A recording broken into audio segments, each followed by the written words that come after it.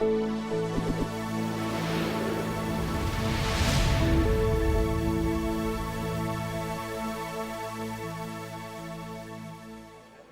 name is Angelica Shamirin, and I'm Climate Change Advisor of GEF Small Grants Program implemented by UNDP.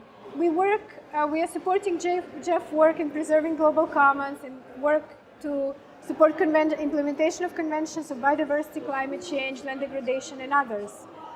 Particularly in our climate change portfolio, we are focusing on access to renewable energy on a community level, and also energy efficiency and promoting other renewable energy technologies and energy transformation at community level. Of course, these many small projects, which comprise almost 70% of our portfolio, sometimes are challenging to incorporate and also to make them sustainable and incorporate in a common programmatic focus.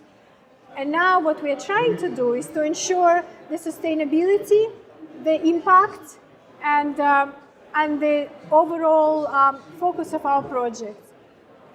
We are partnering for this. We are partnering with a well-known research organization, International Institute for Environment and Development, IAD, and we are hoping that their extensive experience and research on energy access and the success factors contributing to sustainability and impact of the projects will help us to design this practical framework. Our partner there is lead energy researcher, Mr. Ben Garside, who will tell a little bit more about our joint work. Thank you. IAD has been working on access to energy for more than 10 years, and we started off by really looking in detail at different types of energy projects to really understand what works and, actually more importantly, what doesn't work.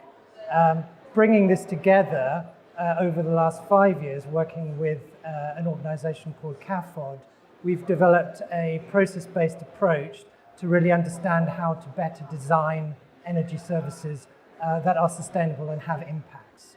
So the approach that we've developed is called the energy delivery model approach. It has a toolkit, and what it does is it recognizes that energy services, to be sustainable, not only need to be designed well within themselves, but each of them operate differently in different contexts. So we really need to understand the enabling environment, so that's the more formal things like policy, regulation, access to finance, but also the softer side, so we call that the social cultural issues, so things like local awareness, leadership structures, local preferences, which really affect whether people will take up and use the energy service, whether they'll be willing to pay for it.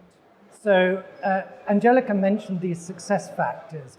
These are different process, resource, and analysis issues that we think are more likely to lead to energy projects that have impacts. So a couple of examples of the types of things that might be in there. One is really understanding that context, so having a baseline.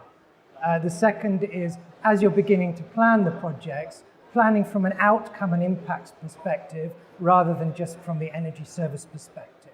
So that means really understanding the impact-based needs and understanding which bits are to do with energy, but also those bits that are not to do with energy that also need to be delivered if the project is going to work. The second is that really upfront looking at the costs and revenues. Where are those revenues going to come from? What are the costs? What might some of the social and environmental costs and benefits be as well?